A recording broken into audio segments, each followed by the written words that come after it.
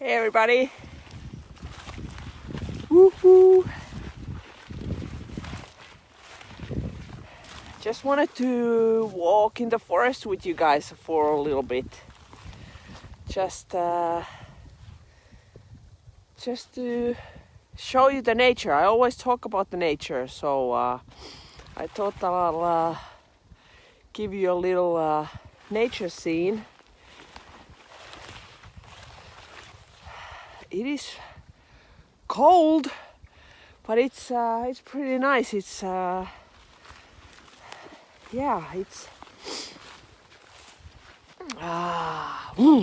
it's getting chilly, but I'm by the lake.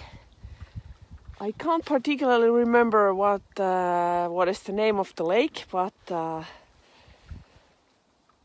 it's beautiful. It's getting I think we had a frozen temperature last night, and I just wanted to come out quickly. We are having an incredible weekend workshop that Ingela is teaching.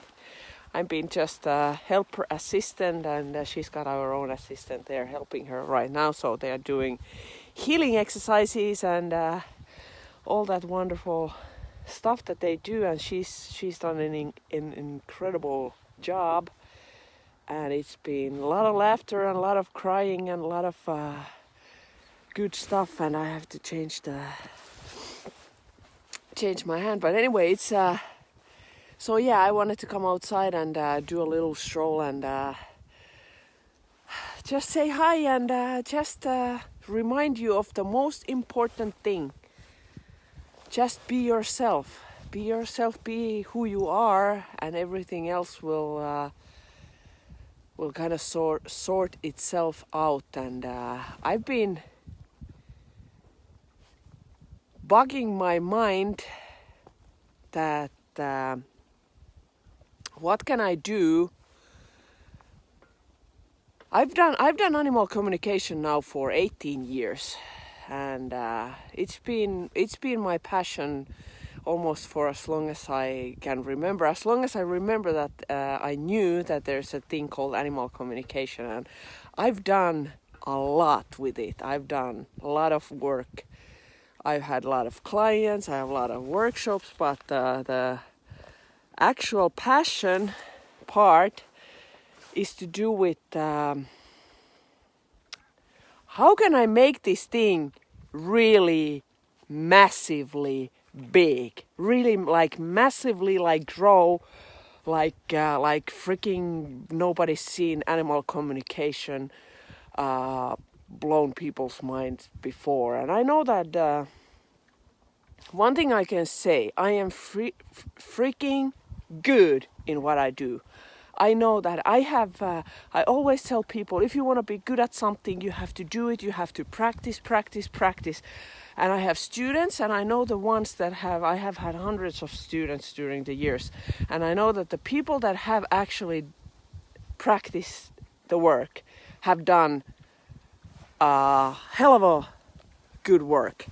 So if you want to become anything, if you want to become an animal communicator, you have to exercise. You have to exercise your heart-mind-body connection, how you can do that thing, how you can learn, read other people's work, read books, whatever you can find, and ask permission from your family members and your co-workers and your friends, that if you can communicate with their animals, and whatever you can do to make yourself better. And I know that all these years that I've done this job, I've become pretty good at it, and I do it in multiple ways. I teach, I lecture, I have animal communication medium nights where I do live readings in front of a bigger crowd. There might be 20 people, there might be 120 people.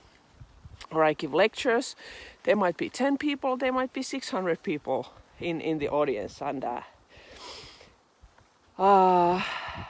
and like I said, I've been like wrecking my brain how to take this very unique thing, my passion, my profession, to the world, like everywhere.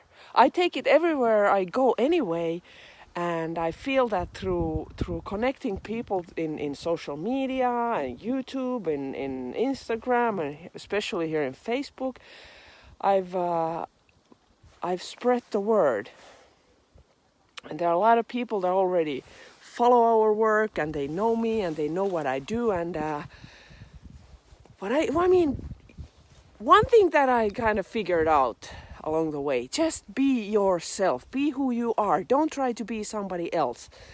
And I know that there are a lot of fancy animal communicators out there, but I could never be who they are. Even though I read their book and I study, I want to learn from other people. The most stuff I actually learn from my students and from my clients, the animals that I communicate with. But if you guys have any ideas how to help this thing, there's one crazy thing happened the other day. There's this team. It's called Team Rokka. They are from Finland. There's a guy that he trained his dog, Labrador Retriever. He trained the dog to sniff ivory, to find ivory. When the poachers hunt the animals and they find ivory, or they hunt the elephants and they harvest the ivory and all that stuff, and they take it and there's a huge black market and all that shit that you guys know about that. There's the great new documentary by Leonardo DiCaprio that did Ivory.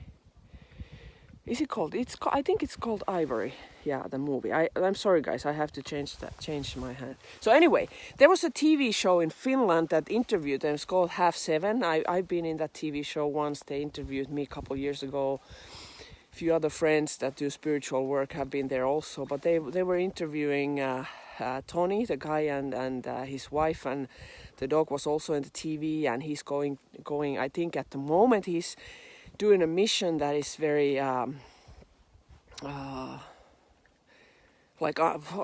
probably, I think, I don't know, because he doesn't talk about it publicly. It's undercover and they have to go in secret.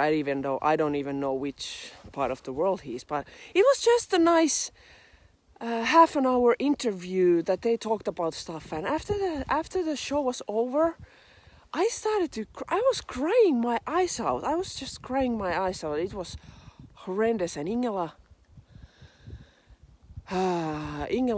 looked at me. She's like, what's happening? Why are you crying? What's going on? And I said, I still start crying. I was like, fuck, man. I want to help these guys so bad.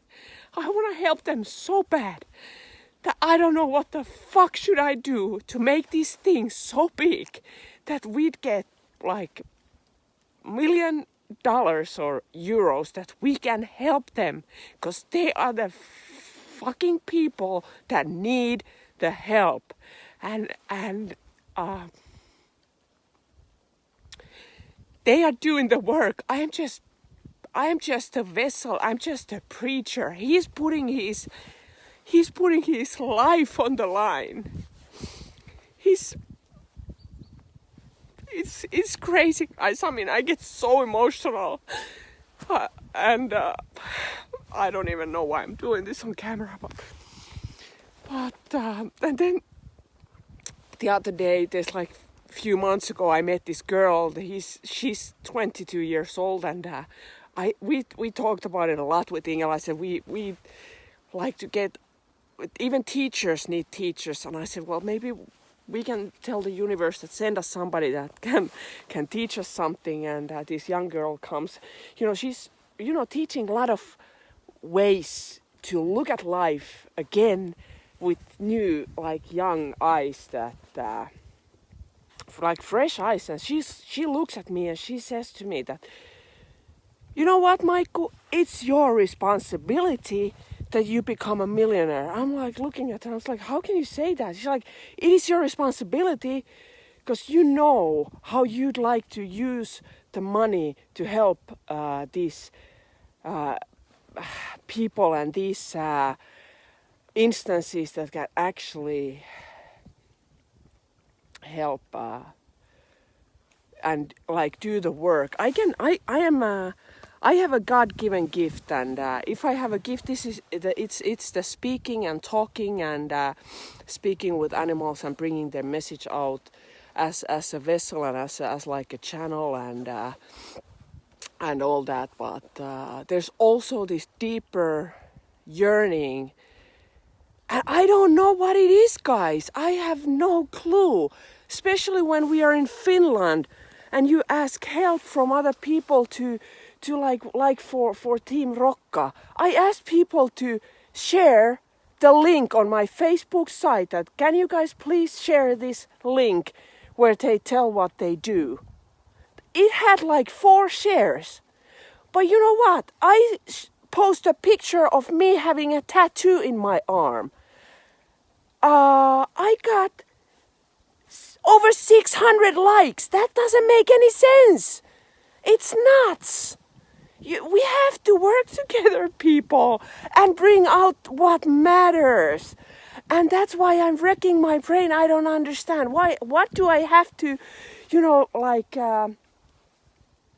post? Because that's the only thing I have right now is my voice. I don't have millions and gazillions to give. If I had, I would give. First of all, if I had a lot of money, I would choose people that I would take to Rhythmia to show them what it is and how they could help themselves and get rid of all different things. I would figure out how to help Tony and his team, how to help Tuulispa in Finland, how to help Gentle Barn, how to help all these different instances that's already doing the work. I don't have to build a farm or animal sanctuary because there are tons of places in this whole world that actually is doing that, but they need our help and they need our voice. These animals and these people and all great workers that are busting their butt out. The horse sanctuary in Portugal that I just learned about, and the guy in Crete that is saving these dogs. And we're gonna next March go do filming actually in the land of the strays in Costa Rica. The lady that is saving the dogs, I believe she's got like 1,600 dogs or something like that there right now. But yeah, so I'm being myself now here, and I just wanted to say hi and give you my mind about stuff. And if you guys have any ideas, I ask my students all the time, how in your opinion, how do you take animal communication and sharing their messages out in the world like really big time? And there's good ideas, and we are working on it. I'm never gonna stop. I'm doing this work. It's all or nothing. I'm giving my life to it. I've already given my life to it. I've given everything I own to it. Everything. There's nothing more important to me than what we are doing, and helping all these animals and healing people and healing animals in English, teaching everybody to do the same. We are just trying to give what we know to everybody that people can learn. And but if you guys have any good ideas, we are very, very open to it. And if anything, find out what Team Rokka is doing. It doesn't matter if you're in Finland or if you're United States or China or Thailand or in Australia. You can find out about their work. They're doing an awesome work, and anything that you can do locally to help anybody. So yeah, that's for today for this Sunday. A little bit of piece of my mind for everyone. I love you guys. I love you for watching. I love you for listening. I love that I get to know all you people here in Facebook land, and around the world. And peace out, and be kind to one another and love each other. Bye, guys.